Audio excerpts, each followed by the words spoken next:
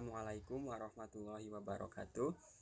Perkenalkan, nama saya Muhammad Zainuddin dari kelas 12 IPS 4. Jadi dalam video ini, sebagaimana yang telah ditugaskan, saya akan mempresentasikan mengenai struktur, nilai-nilai, dan kaidah kebahasaan dari teks cerita sejarah.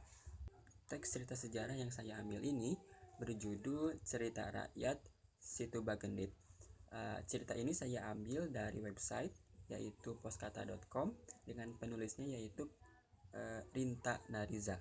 Ya, sebelumnya saya ingin menceritakan kembali sedikit inti dari isi teks cerita sejarah ini. Jadi ada seorang wanita yang sangat kaya raya, yaitu namanya Nyai Bagendit atau sering juga disebut Nyai Endit. Dia sangat kaya raya namun memiliki sifat yang jelek, yaitu kikir dan tamak. Ada seorang nenek-nenek yang datang ke rumah Nyai Endit untuk meminta minum. Di cerita ini diceritakannya seperti itu. Bukannya memberi minum, si Nyai Endit ini malah justru memaki-maki si nenek tua ini.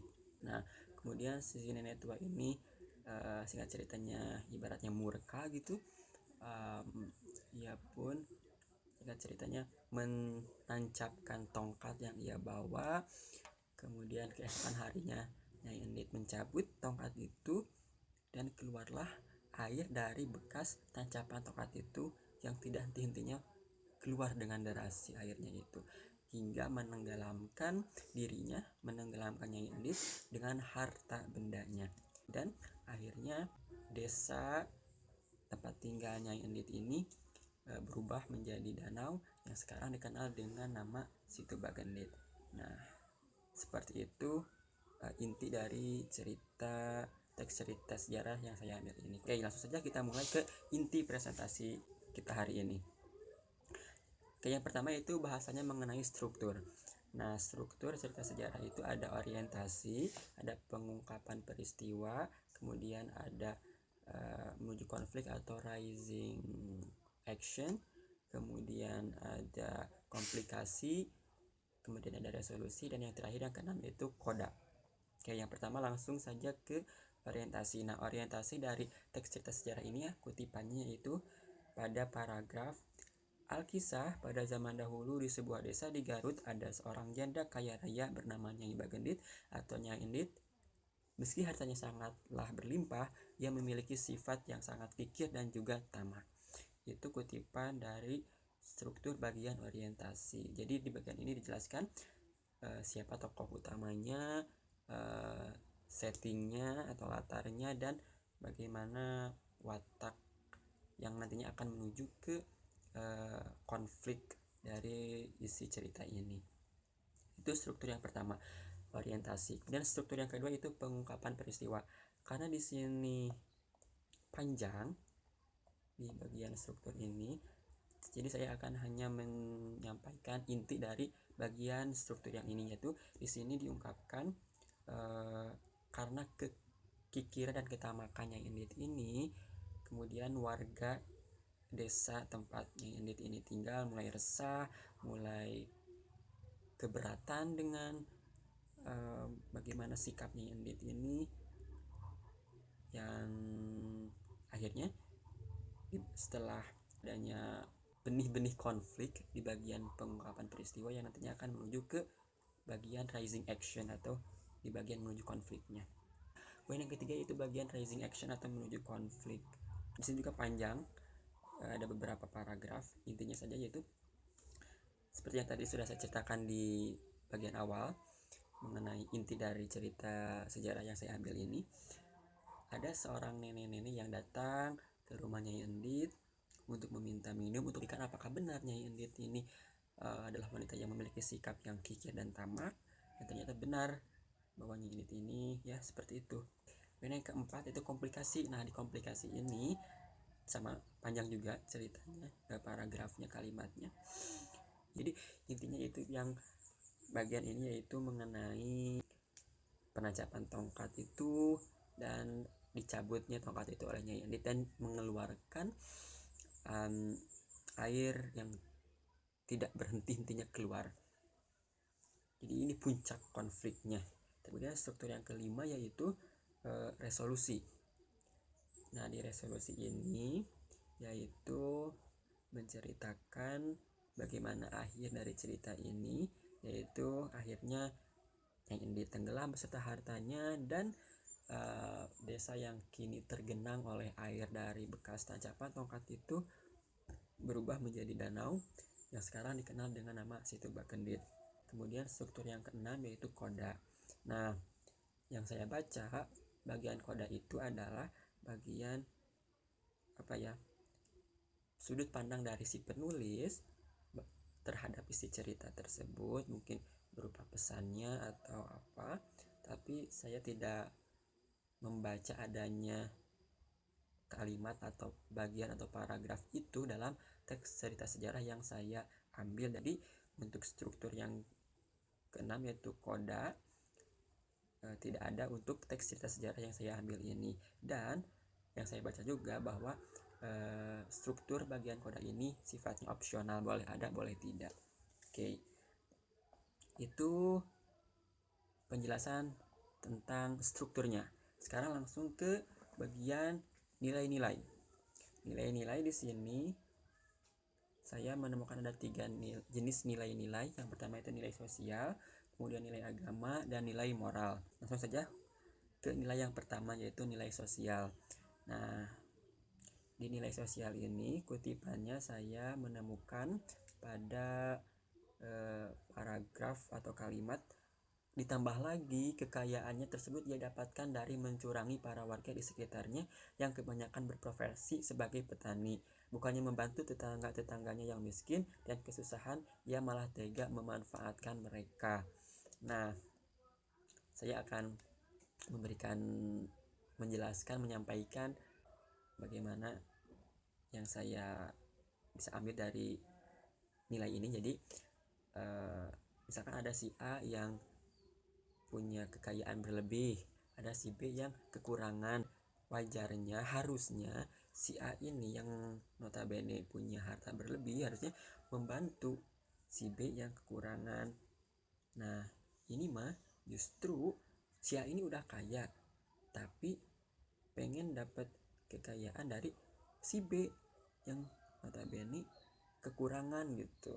Kita dalam kehidupan sosial seharusnya apabila kita punya harta berlebih, kita harus setidaknya berusaha untuk membantu orang lain yang kekurangan. Tapi sebenarnya kalaupun memberi itu sebenarnya tidak melulu ketika saat kita punya. Saat kita pas-pasan pun kalau emang udah niat membantu mah ya membantu, tidak ada kata harus kaya dulu untuk bisa membantu. Itu nilai yang pertama. Saya menemukan hanya satu kutipan, satu paragraf atau satu bagian gitu. Kemudian yang kedua nilai agama. Nah, di nilai agama ini saya mendapatkan 2 kutipan. Yang pertama yaitu pada kutipan, "Hey Endit, selama ini Tuhan memberimu rezeki berlimpah, tapi kenapa kau tak pernah bersyukur? Ketika warga desa kesulitan, kau justru menghambur-hamburkan makanan. Aku datang ke sini sebagai jawaban atas doa-doa para penduduk yang sesara karena ulahmu." Agama mengajarkan ketika kita mempunyai rezeki berlebih ataupun apapun yang kita miliki, kita harus mensyukurinya. Jangan justru kita menyia-nyiakannya, membazirkannya, menghambur-hamburkannya untuk hal-hal yang tidak bermanfaat. Kalau bisa, justru kita membantu orang lain. Nah, kemudian ada juga pada kutipan nilai agamanya itu ada pada kutipan, "Tuhan pasti bakal memberikan pembalasan yang setimpal pada orang yang bersikap jahat." Saya memahami dari kutipan ini bahwa apapun yang kita lakukan, baik itu hal yang baik maupun yang tidak baik, timbal baliknya ke kita itu pasti tidak jauh beda seperti itu. Kita melakukan kebaikan, insya Allah yang kita terima pun akan kebaikan. Begitupun kalau kita melakukan sesuatu yang tidak baik, keburukan, kejahatan, pasti yang kita dapatkan pun ya yang seperti itu. kejahatan juga, keburukan juga, ketidakbaikan juga. Nilai yang ketiga yaitu nilai moral. Wah, untuk nilai moral saya mendapatkan cukup banyak, ada 4.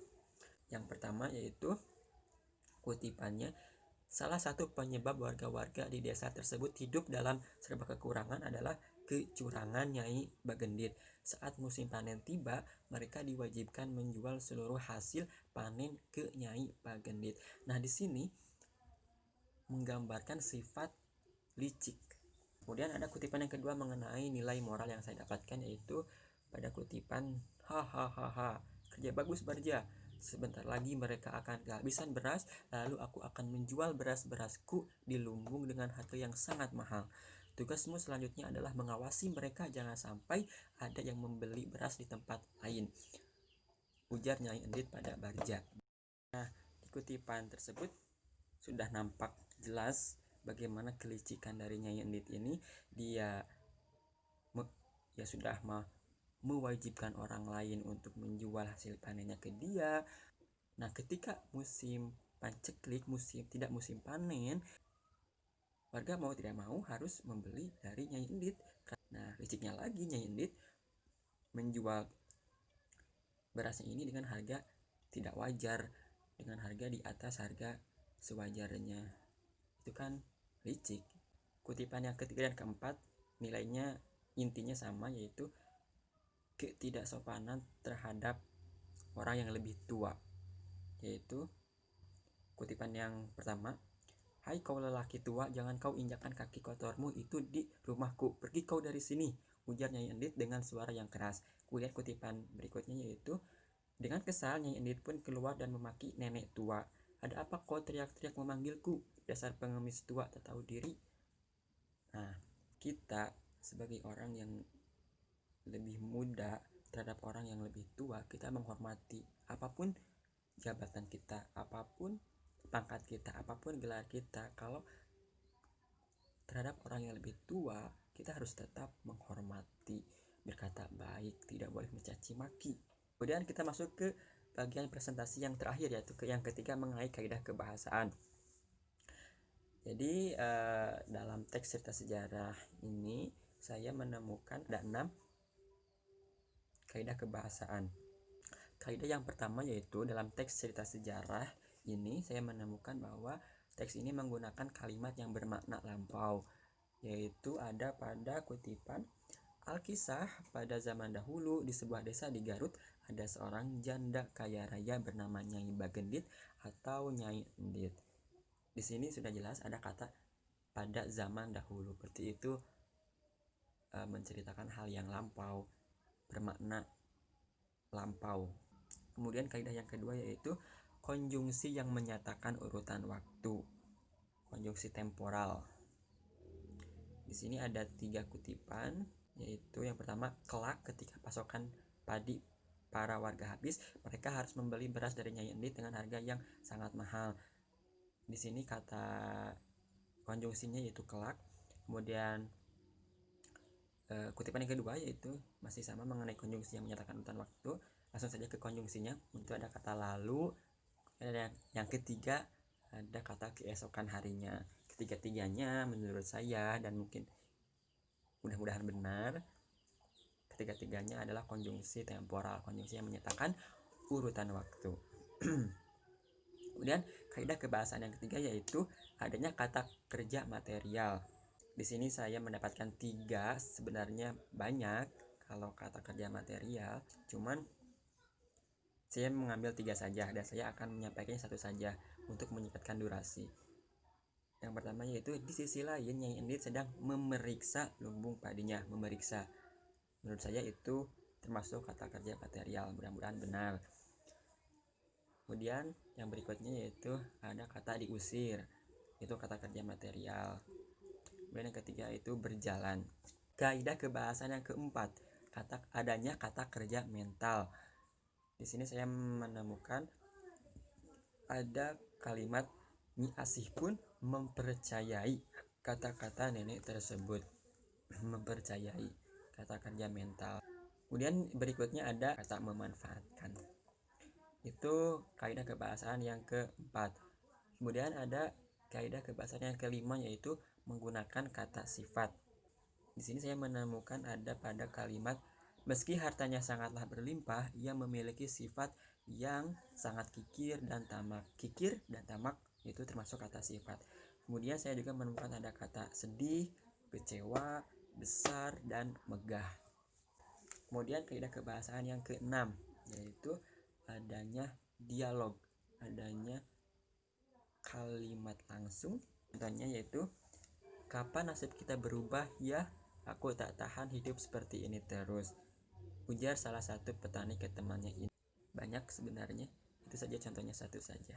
Saya kira cukup presentasi saya mengenai struktur, nilai-nilai, dan kaidah kebahasaan teks cerita sejarah. Terima kasih atas perhatiannya. Mohon maaf apabila dalam penyampaiannya tidak jelas, tidak bagus. Mohon maaf. Terima kasih. Wassalamualaikum warahmatullahi wabarakatuh.